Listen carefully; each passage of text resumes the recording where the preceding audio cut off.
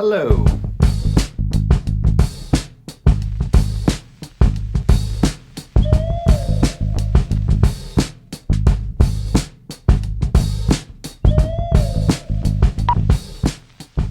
Last week, I had my first week back, my second semester at university, where I'm studying English literature and creative writing. Even though it has only been 5 days, I am now entirely overwhelmed. The amount of reading I'm going to have to do for this semester is staggering. So because I'm quite clamoring to get some of this stuff read, today I thought I would just show you my book list. And we're going to go from easiest to abysmal. Creative writing, number 1. There's no book list for this creative writing class. Thank Christ. And I think that's fine because we're going to be doing a lot of writing. The teacher who is teaching the class, she is a writer herself, and her name is Lindsay Wong, and she wrote a book called The Woo Woo, which is, I believe it's a memoir, at once a witty and touching memoir about the Asian immigrant experience and a harrowing and honest depiction of mental illness. The Woo Woo is a gut-wrenching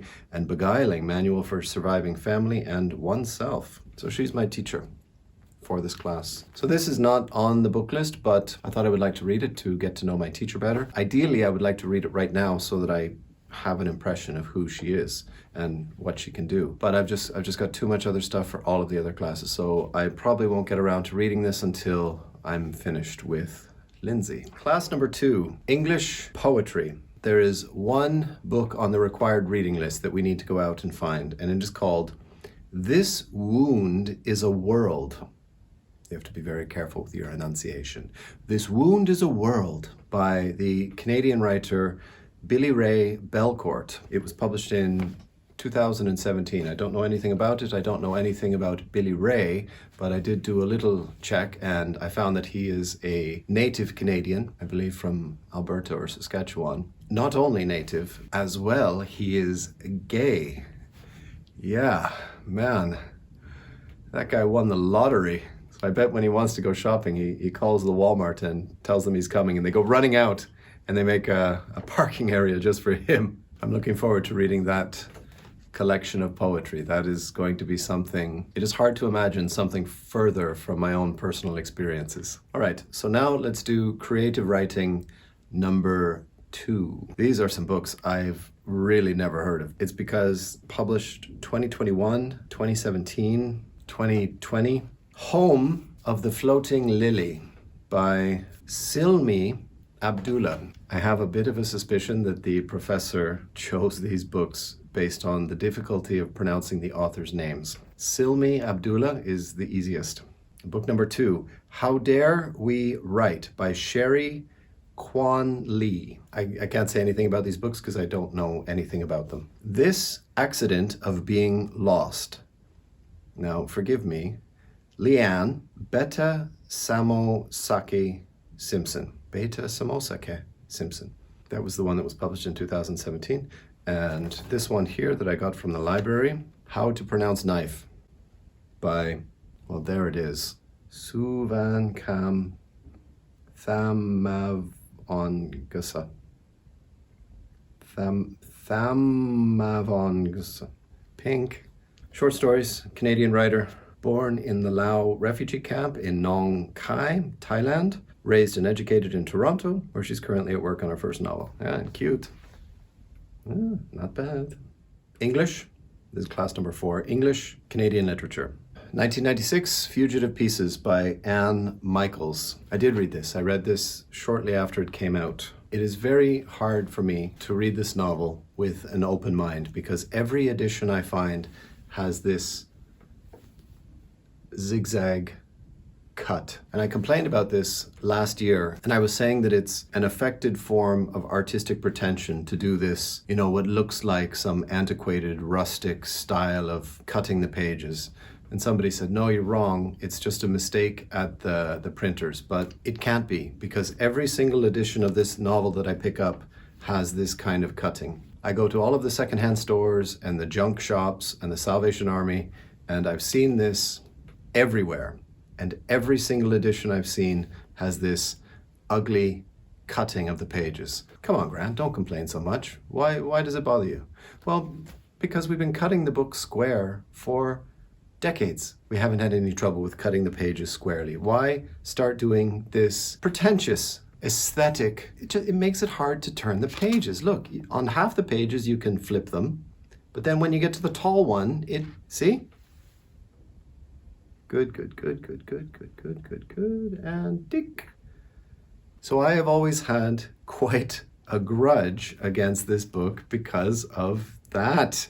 Actually, I am looking forward to reading it again because I read it nearly 30 years ago. It'll be good to look at it again, and I really don't remember it too well. It's something about a Jewish boy who was raised in Greece, and then somehow they got to Toronto. That's what I remember.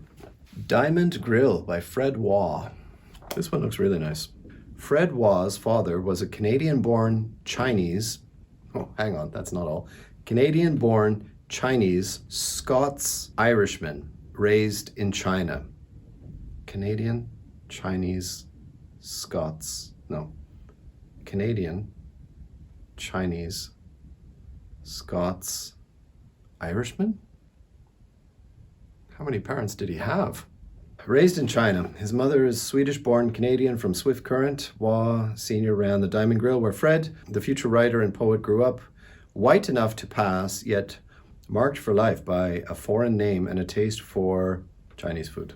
It seems like, I'm not finished, it seems like the professors really like this Canadian writers, but please no white men.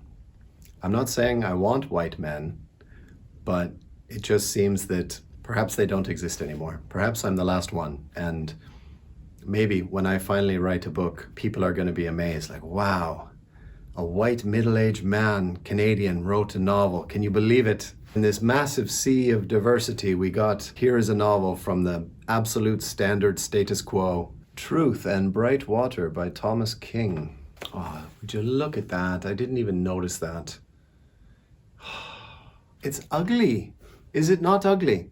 And hindersome, if that's a word. Thomas King, award-winning novelist, short story writer, script writer, yeah. Cherokee and Greek descent. And finally, Dear Current Occupant, a memoir by Shalene Knight. I'm really hoping that that is a good one because a few years ago, many years ago, it seems, I was invited to be one of the featured readers at a poetry reading, along with Shalene Knight. I think Shalene Knight predominantly, because she brought the most friends and I brought nobody. So we did a featured reader poetry set together. She would have been writing this memoir at the time we did the poetry reading together. So I'm hoping that that is a good one because there's a bit of a personal connection for me to her with that. Sorry about that. I had to put the laundry into the dryer. So if you are saying to yourself, Grant, that does not sound like a terribly intimidating book list. If it was just that, I could polish those off, every single one of them, in 2 weeks. There is one more class, English literature, British theatre from medieval to modern. Now, get a load of this that I'm going to have to read. The Harrowing of Hell, Anonymous. Twelfth Night, Shakespeare. The Duchess of Malfi, Webster. Comus. Comus? By Milton. Just the name, Milton, scares the shit out of me. The Man of Mode, Etheridge. The School for Scandal, Sheridan. The Second, Mrs. Tanqueray, by Pinero. Mrs. Warren's Profession, Shaw. The Importance of Being Earnest by Wilde, okay. The Mikado by Gilbert and Sullivan. The Browning version by someone nobody's ever heard of, by the name of Rattigan. And finally, Rosencrantz and Guildenstern Are Dead by Tom Stoppard, which actually I read the first time I went to university in 1993, and it is one of my favorite films. So that class really has me worried. Today is Sunday, and that means I have 3 days to read The Harrowing of Hell. Even though it's only been 1 week at university, I already feel nervous apprehensive, anxious. I'll tell you a little story. In the year 2000, I was in Budapest just for a little while, and I was really Mr. Motivation. I was telling all my students how they have to be really keen and enthusiastic and really try new things. And one of my students asked me, said, would you like to run in a half marathon? And I said, well, how long do I have to get ready? He said, well, have you been running regularly throughout the summer? I said, well, yeah, twice a week. I said, oh, you'll be fine, I guess. Half marathon, half. It's next weekend. So I had 8 days to really get ready and to think about running a half marathon. But I would be running with him, and I knew that would help quite significantly because I don't know what it is about psychology, or perhaps it's only me myself, but there's the fear of failure, there's the fear of looking bad in front of your friends, there's the spirit of competition where you want to keep pace with your friend, you don't want him to get ahead of you and you don't want to lag behind. So I said I would do it, and so my friend Christian, Hungarian way, Christian, he and I ran the Budapest Half Marathon together, and he started off quite a lot faster than I wanted to run. The first 5 kilometers go by quite quickly because, when you're running, you start at Hősök tere and you run down Andrássy út. You see there's Octagon, there's Liszt Ferenc tér, there is the Opera House, you get to Deák Ferenc tér and you across the Lánchíd. So you do the first 5 kilometers quite kind of overwhelmed with the novelty of it, just running down the streets of Budapest with 7,000 other people. But I knew immediately that it was going to be awful to try to keep up with Christian the whole time because he was going faster than I wanted to go. If you've ever been running and a little bit faster and you just feel like your lungs are like dry, and so when you take a breath, it's like going into dry lungs and it's a bit painful, and you start to feel your heart beating, or just like your heart is beating like in your whole neck. I think this might kill me. But I don't want to look bad and say, could you please slow down? Of course not. I'm a man. I would never say that. I would rather kill myself than to admit that I was feeling weak.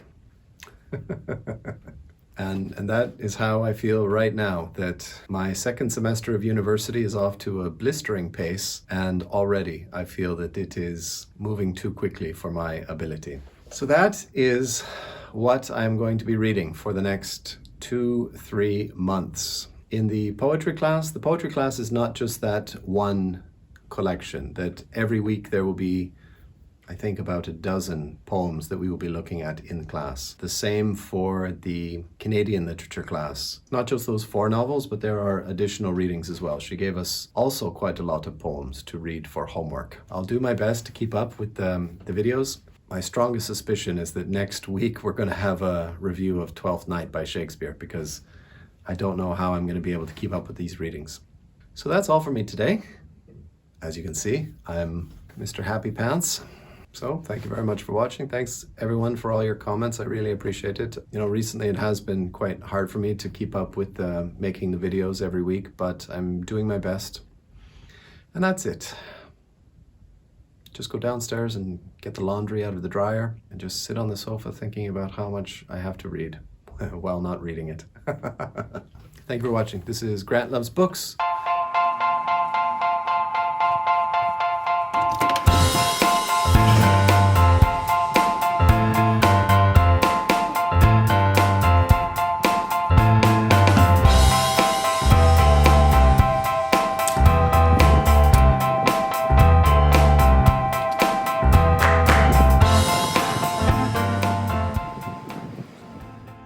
And then when we crossed the finish line, he said, do it again next year?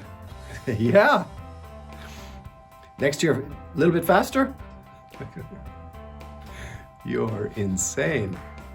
Yes, next year, a little bit faster.